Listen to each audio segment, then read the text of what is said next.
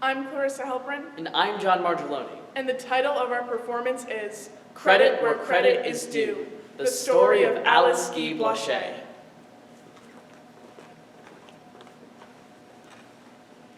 It's finally done. I've been working on this project for months. My blood, sweat, and tears, my masterpiece, my magnum opus. I'm proud to say I know everything about early film. Excuse me, are you okay? Wait, who are you? Don't you know who I am? Am I supposed to? Are you from the fashion exhibit? Because I apologized and put everything back exactly as I found it. No, I'm Alice Guy-Blaché. That name sounds familiar. Didn't we go to high school together? No?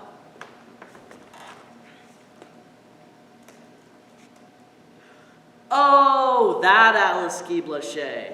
You directed Misadventures of a Calf's Head, right? No, George Sadoul, that film historian, said I did, and everyone believed him. Sadoul. He was first published in '45. Wait, aren't you dead? Since 1965?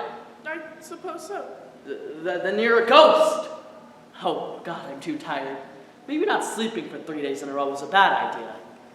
I'm a little disappointed you didn't recognize me, as you're doing an exhibit on early film. Has all of my work simply gone to waste? Wait, if you're a ghost, then... No. Enough of all this ghost talk. We've got to fix this project. Now... Oh, me. I'm Alfred. Fred, did you say fix this project? There's a lot you've left out. I was trying to help restore my work in the history of cinema for the last decade of my life, and I can't let death stop me. I know many of my films have been lost, but I'm determined to be credited for my role in cinema. All you did is direct one film, though, and it was creepy. Actually, I directed hundreds, Misadventures of a Calf's Head not included. Well, then you probably didn't make that big of an impact, or I would have found out about it. All these milestones you attribute to these men. They didn't do them, at least not at first. And who did? Me. Take, for example, your claims about racial representation in early cinema. Oscar Micheaux was a great director and broke barriers of his own, but my film, A Fool and His Money, predates his by 7 years. You say his was the first to feature an all-black cast. It wasn't. Oops. I remember when I told my white actors that they'd have to act alongside black actors. They refused. So I simply cast more black actors. Some of my other more controversial films are my story of a Jewish man and the one I made regarding immigration. A Man's a Man in the Making of an American Citizen. They were stories that needed to be told. I had hoped I was taking steps in the right direction towards breaking the racial barrier in cinema. I don't understand how I didn't find this in my research. Well, after people realized that cinema was here to stay, they decided that they couldn't afford to keep a woman around and quite simply left me out. Now, about this display. Much better. How did you... Never mind that. We've got a lot of work to do, and we only have tonight to do it. Of course. What else? You speak of gender roles here. I see you talk about Pat Bang, Lois Weber even. I'm impressed you have a female filmmaker, even if she did run away with my husband. Oh. I see you've overlooked me again. I know the filmmaker Sergei Eisenstein saw my film The Consequences of Feminism as a boy. I tried my best to give the women in my films an important role. They were forgotten and stepped on in real life, so my stories would focus on them, make them the heroes or even the villains. I hoped my art would imitate a better kind of life. Hey, I think I've seen this one. The one with the pregnancy cravings where she steals a whole fish. I really didn't know you directed it, though. I was right beside the men, making movies and finding new ways to express the story through camera work or effects, and it was no problem. I was friends with the Lumieres. It seems that any and all progress I made in terms of cinematography or quality was pushed aside and forgotten. I understand why you want to restore the timeline. It's just not right that these achievements are attributed to other people.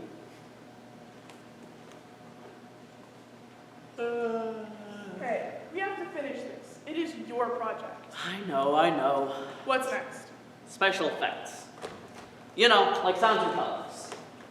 But there's no way you can tell me that George Méliès was not the leader in early cinema for special effects. Have you seen his movies? They're amazing. especially for their time. A Trip to the Moon was made in 1902.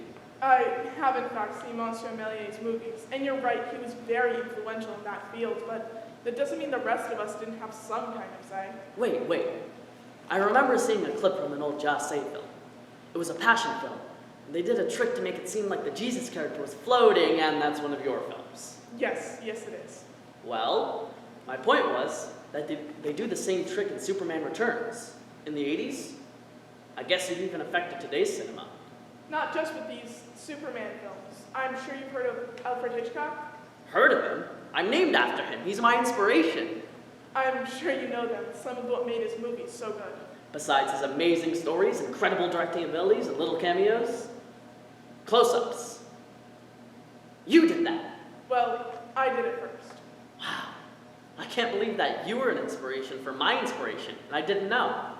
Now, I'm not totally disagreeing with everything you have, but you've left out all the color that came before color cameras were figured out. Color before color?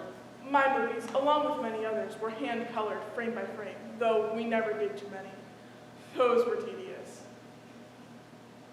Well, aren't you gonna fix my information? Yes. Lastly, we have the narrative film. Yes. Once people stopped filming train stations, it changed the future of cinema. Everything. Even documentaries have stories within them. I agree. The concept of a narrative film is crucial to the development of the film industry. And while it's hard to say who made the first narrative film, I would like to think that I helped move it forward. What do you mean, who made it first? Who did it?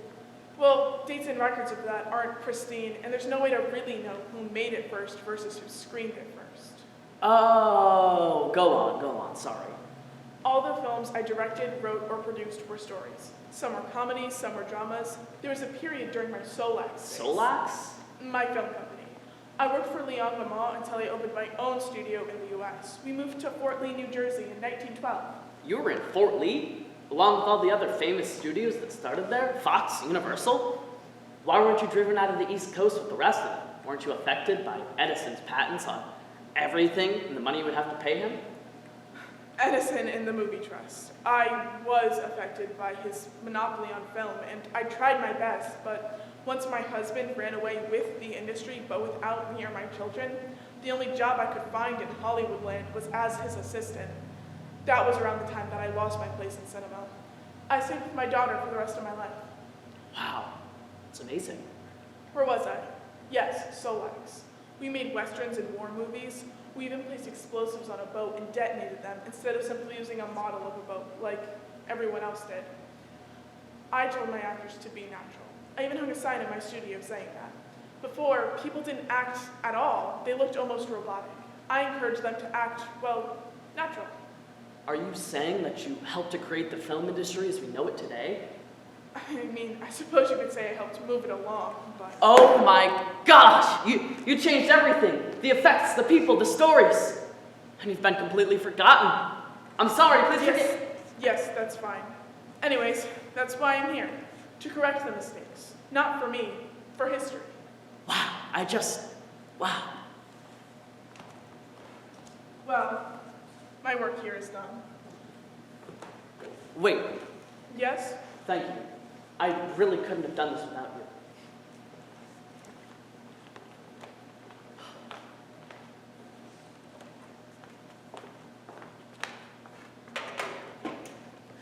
Thank you all for coming to the debut of my first ever exhibit. I would of course like to thank the employees of the museum, but there's one other person who I could not have done this project without. A new friend of mine brought to my attention an inaccuracy in my research. I misattributed accomplishments to many others, when in fact they belonged to just one. Alice Guy-Blaché. She may be known as the first female filmmaker, but she has broken so many more barriers. An absolute trailblazer in the film scene, she created the first movie with an all-black cast and even invented the close-up. You all may be wondering, as I did, how come I've never heard of such an important person to film as we know her? Well, her work was completely covered up. In the first film history books, her name was paved over, and she would have died without recognition if not for her quest to reclaim her achievements. I encourage you all to research further. See for yourself the considerable barrier she broke. Now, I would like to welcome you all to my exhibit. Credit where credit is due. The story of Alice Guy-Blaché.